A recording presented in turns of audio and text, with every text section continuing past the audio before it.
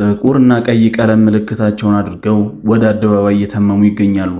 ሐዘን፣ ሰማዕትነትና ለበቀል ጥሪ መልእክት ለማስተላለፍ የተጠቀሙበት ቀለም እንደሆነም ይነገራል።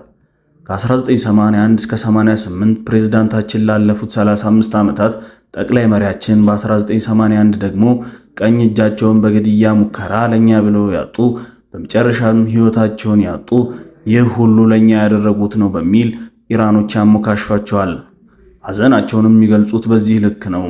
አያቶላ ከቴህራን ግራንድ ሞሳላ መስጂድ በሸዋ ከተማ ቆም፣ በደቡባዊ ቴህራን ኢራቅ ውስጥ በናጃፍና ካርባላም፣ በመጨረሻም በትውልድ ከተማቸው ሻድ የታላቅ ሰው ሽኝት እየተደረገላቸውም ይገኛል።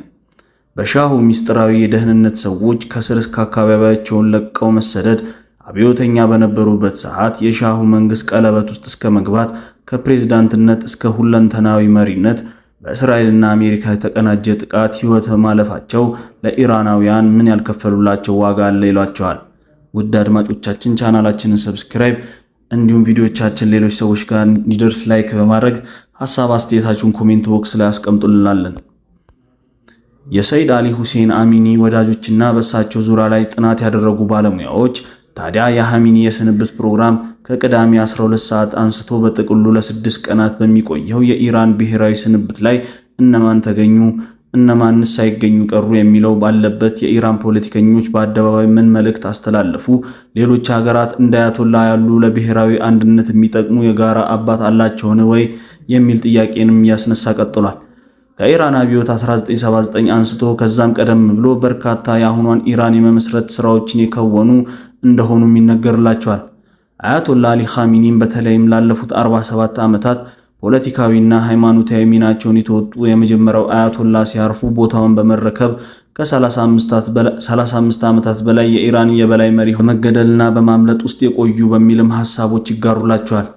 ምንም እንኳን የአያቶላ አሊ ኻሚኒ ልፈት በተቃራኒው የኢራን አንድነት እያጠናከረ በሽኝት ስነ ስርዓቱ ላይ እንደሚታየው የሆነ በሚል በርካቶች እንደ ጥንካሬ ምንጭ ለመውሰድ ቢሞክሩትም ታላቁ ምልክታቸውን ኢራኖች ማጣታቸው ቀደም ሲል በደህንነት ኃይሉ ላይ የተለያዩ ጥያቄዎችን እስከ ማስነሳትም ደርሷል።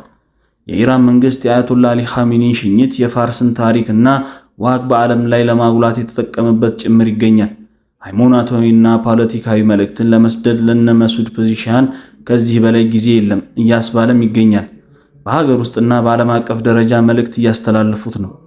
ፕሬዝዳንት ዶናልድ ትራምፕ ሳይቀሩ ለአያቶላ ያለቀሱትን ሳይ ተደነኩኝ ቢሉም ግን ደግሞ ለስራ ስርዓቱ ሲባል ምንም አይነት የቤት ስራ እንዳይኖርባቸው ለድርድርም ይሁን ለሌላ እርምጃ አፍታ ወስደናል ማለታቸው የሚጠቁመው ስነ ስርዓቱ እጅጉን ቁልፍ መሆኑንና ከፖለቲካ ባሻገርም ኢራን በዓለም ላይ ምስሏን የአንድነት አድርጋ ለመቅረጽ እንደተጠቀመችበት ነው ተብሏል። የመሱድ ፔዜሽኪያን መንግስትም ቢሆን በስርዓቱ የሽኝቱን መርሃ ግብር ቀርጾታል። በዛ መንገድም እያስቀጠለው ይገኛል። የአያቶላ የሽኝት ስነ ስርዓት በቴህራን ጅማሮን ሲያደርግ ዛሬ 3ኛ ቀን ይዟል።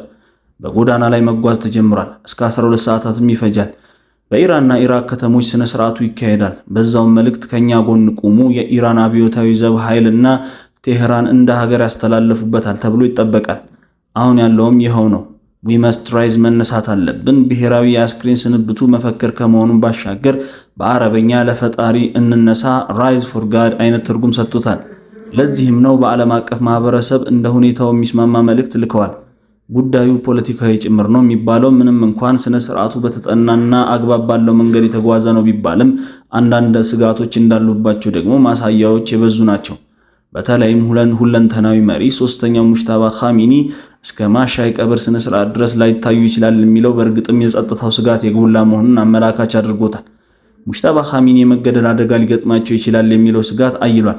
እስካሁን ባለው ሁኔታ አንድም ጊዜ ወደ መድረክ ወጥተው አያውቁም። መልእክታቸውም የጽሁፍ ብቻ ነው። በዛ ላይ የእስራኤል ሞሳድ ዘልቆ ሊገባ ይችላል ገብቷል በሚል ስጋት ያለባቸው የኢራን ፖለቲከኞች ጥንቃቄ ለመምረጥ ግድ ብሏቸዋል። በቴህራን አብዮት አደባባይ ሳይቀር ጥቁርና ቀይ ቀለም መልእክት ባላቸው ቁሶች ሁሉ አዝነናል፣ ሰማዕት ሆነዋል፣ እንበቀል ትርጉም ያለው መልእክት መላኩ ከእስራኤል በኩል ያለውን የፖለቲካ ጥንቃቄም እንዲያይል ያደርገዋል። ጠቅላይ የደህንነት ምክር ቤቱ ጠላቶችን እንጋፈጥ እንዲሁም ለኢራን የመስዋዕት መሪ እንበቀል የሚል መፈክርን እሁድ ከሰዓት ማድረጉም ዳግም ውጥረት በአያቶላው በዳዊት በጎኖጎሪያን መካከል ይፈጠር እንደሚችል ጠቋሚ አድርጓል። ግዙፍ ሃይማኖት ህንፃ ማለትም የአያቶላ አሊ ኻሜኒን አስክሬን በተቀመጠበት ስፍራ ላይ ቀይ ባንዲራ በግዙፉ መቀመጡ ተመሳሳይ ወታደራዊ ዝግጅት የአይአርጂሲ እንደሚያደርግና ለበቀል እየተዘጋጀ መሆኑን የአደባባይ መልእክት አድርጎበታል። ይህ ስፍራ በመጀመሪያው አያቶላ ሩሁላ ኻሜኒ መታሰቢያ ሆኖ የተገነባ ነው። በኢራቋ ካርበላ አቬንጀርስ ኦፍ ሁሴን በሚል የተላለፈው መልእክት መካከለኛው ምስራቅ ላይ የበቀል ሰልፎች ሊመዘዙ እንደሚችሉ ማሳያ ነው። በቴህራን አደባባይም ይህ ጽሑፍ እየተስተጋባ ይገኛል። ከ1300 ዓመታት በፊት የነቢዩ መሐመድ ሰላትና ሰላም በእሳቸው ላይ ይውረድ የእሳቸው የልጅ ልጅ የተገደለበት ስፍራ ላይ የተላለፈ መልእክት መሆኑ ደግሞ ሃይማኖታዊ ይዘት ለመስጠትም ኢራኖች ተጠቅመውበታል ተብሏል። በተለይም የሺአውን ዓለም ያነሳሱበታል እየተባለ ይገኛል። እዚህ ላይ በርካታ ጥያቄዎች የሚነሱ ቢሆንም እንደምታውቁ ግን በጥቃት አድራሾች ላይ አጸፋዊ ምላሽ የሚል ሆኖ ተመዝግቧል። በአሁኑ ሰዓት ኢራን አክሲስ ኦፍ ዘ ሬዚስታንስ ወይም የተቃዋሚዎች ጥምረት ለማጠናከር እንደምትጠቀምበትም እየተነገረ ነው።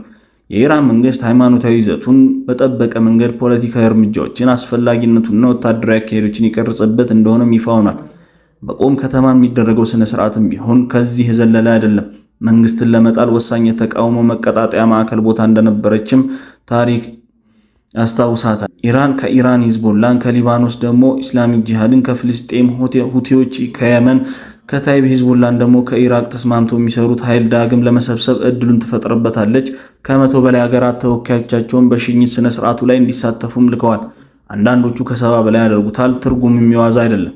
ከጎረቤትና ሃይማኖታዊ ይዘት ካላቸው ፓኪስታን፣ አፍጋኒስታንና ሳውዲ አረቢያ፣ ከሀያላን ደግሞ የኢራን አጋሮች ደግሞ ሩሲያና ቻይና፣ ህንድ፣ ቱርክ፣ ኦማን፣ ኳታር፣ ባንግላዴሽ፣ አፍሪካን፣ የላቲን እንዲሁም የደቡብ ኤዥያ ሀገራት ከውጪ በስነ ስርዓቱ ላይ እስካሁን የተገኙ ናቸው ተብሏል።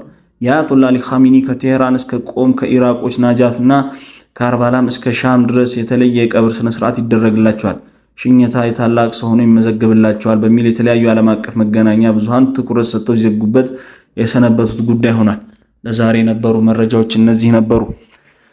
ቻናላችን አዲስ ነው፣ ሰብስክራይብ እንዲሁም ቪዲዮዎቻችን ሌሎች ሰዎች ጋር እንዲደርሱ ላይክ፣ ሐሳብ አስተያየታችሁን ኮሜንት ቦክስ ላይ አስቀምጡልናል። አብራችሁ ሰላም ቆዩ። ሰላም በእናንተ ላይ ይስፈን።